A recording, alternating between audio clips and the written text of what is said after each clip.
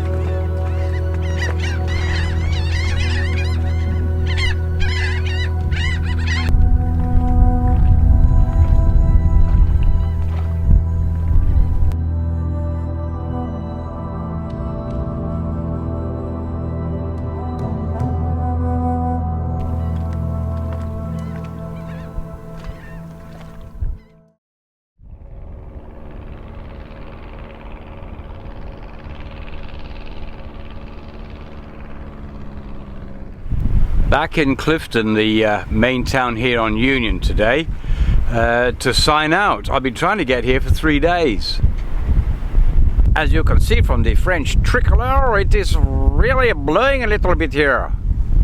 And there's lots of boats all packed in nice and tightly. And this particular place is right in the middle of a reef. As you can see, just behind me here, there's another reef. I had to navigate my way through the reefs into the inner part of the anchorage here, away from the weather on the outside. You can't see it now because the sun's shining on it, but I threw the anchor in over there in about 3 meters of water. It was the only way I could get the boat to hold. As you can see, I'm pretty close to my neighbors here. And I need to go ashore and sign out. All this trouble just so I can leave the country. I've had to come all the way back up here against the weather. It's still early, but there are boats starting to come in, and that worries me. Where are they going to park? There are mooring buoys that people can rent, and they're hideously expensive, hence me anchoring. But unfortunately, I've had to stop pretty close to that one there. So if they try and put anybody on that, I'm going to have a problem. Those guys over there got it wrong. They went up too far and hit the reef. And the local boat guys have just pulled them off. Clifton here is very exposed, but the reef runs over here. Just this side. And protects everything on the landward side here from the sea. Hence the anchorage. But as you can see in the middle of the anchorage, there's a huge reef system, and that is very, very scary when you come in and you're not sure where it is. There you go, she's swinging around again, quite close to other boats. And I'm not sure whether I should stay on board for the moment, just to make sure that everything is okay.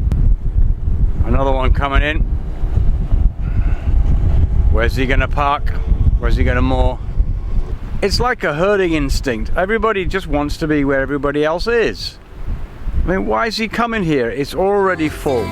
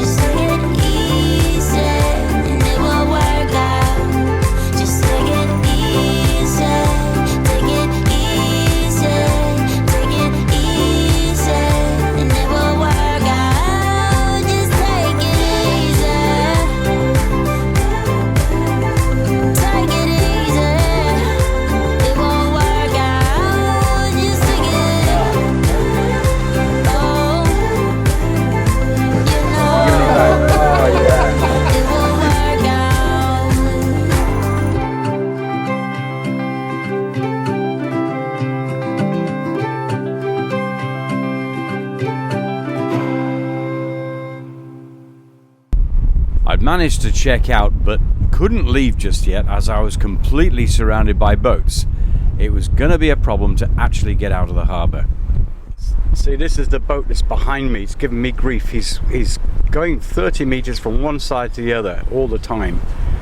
The boat is so light it's actually sailing while at anchor, and another boat's trying to pass him and having problems because he just shot from one side of the anchorage to the other.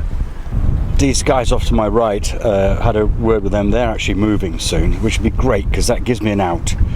I can hopefully get out that way there. And off to my port side, the Canadians have just arrived, and they're on the mooring that I'm supposed to be too close to in the first place, which I am. So we've got fenders out, we're watching, which is great. They said they're going to give me a hand to move in a minute. Yeah, Shadow and the Canadian boat want to dance together, but we don't want to let them get too close. I've got fenders out just in case. At last, doing what Shaddy and I are supposed to do, sail to a new country and a new adventure. That's where we were down there, around that headland, and it took me 3 days to make it from there up to Clifton, which is just there where we've just come from, where I had to go to check out of the country. The reason was there was just some big ass waves and a lot of wind coming straight down to where I was. There's no way I could sail, and motoring up was just going to cost me so much fuel and leaking oil from my old engine. I was only making about 1.5 knots, so that's why I turned back twice. So there's the new destination, the island of Carriacou, and it's part of Grenada. So it's going to be something interesting. Not been there before, of course, like all these places. It's all new territory. If I'm looking sweaty, tired and dishevelled, it's because I am sweaty, tired and dishevelled.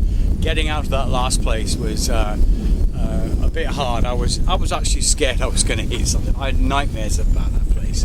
It's not a good anchorage, but I had to be there to sign out. But luckily, some very nice Canadians, jolly decent chaps, helped me out. And it was a French boat, but I think it had Germans on board. Were also very kind. And they moved their boat a bit earlier than they were going to, so I had to give me a door to get out because there's all kinds of stuff in there, and the wind was blowing quite a lot more actually in there than it is out here. We're only doing about 2.2 knots, but I'm just relieved. I'm going to make a nice cup of tea. It's all very good.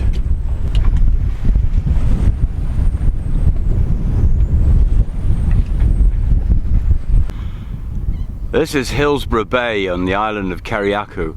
Right here a few days ago and was anchored out in the reefs.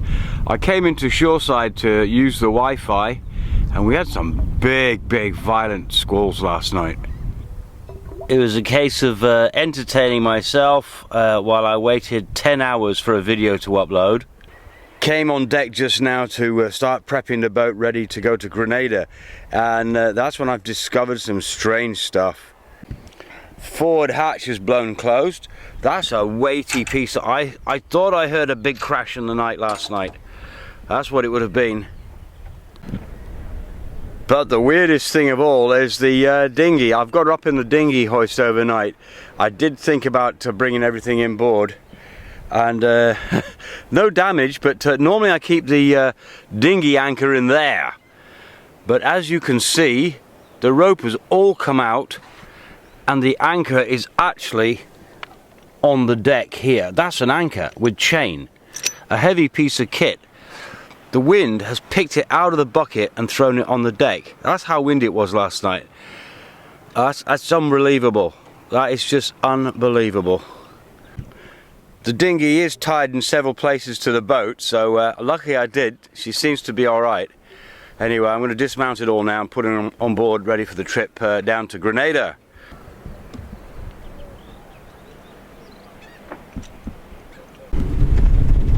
Now this guy's been approaching me for a while. Head to head we were. And he's a ferry boat, I think, passenger ferry boat, and he's giving me no quarter. He's coming one hell of a speed, very close. I've had to pull over quite a ways. Yet I was showing my port side to him, and I'm also a sailing boat, limited ability to manoeuvre. But I'm going to get that full wake in a minute, which is not going to be very pleasant. So, dickhead of the week, perhaps. There's some power in that. I'm going to feel that wake in a minute. Heading for the coast of Grenada. It's just visible there in the distance. And off to the side, we got some pretty cool islands. But they're not really ideal to stop and have a look. I think there's only about 20 people living on the big one. But just off to the sea, out there, as we pass through, is a live volcano. Yes, indeed, just off our starboard side here, we're coming over what is an active volcano called Kick 'em Up Jenny. And it would kick you up pretty hard if it decided to go off right now. It's been active for quite a while and it actually erupted twice in the 1980s. It's an exclusion zone, but we don't care.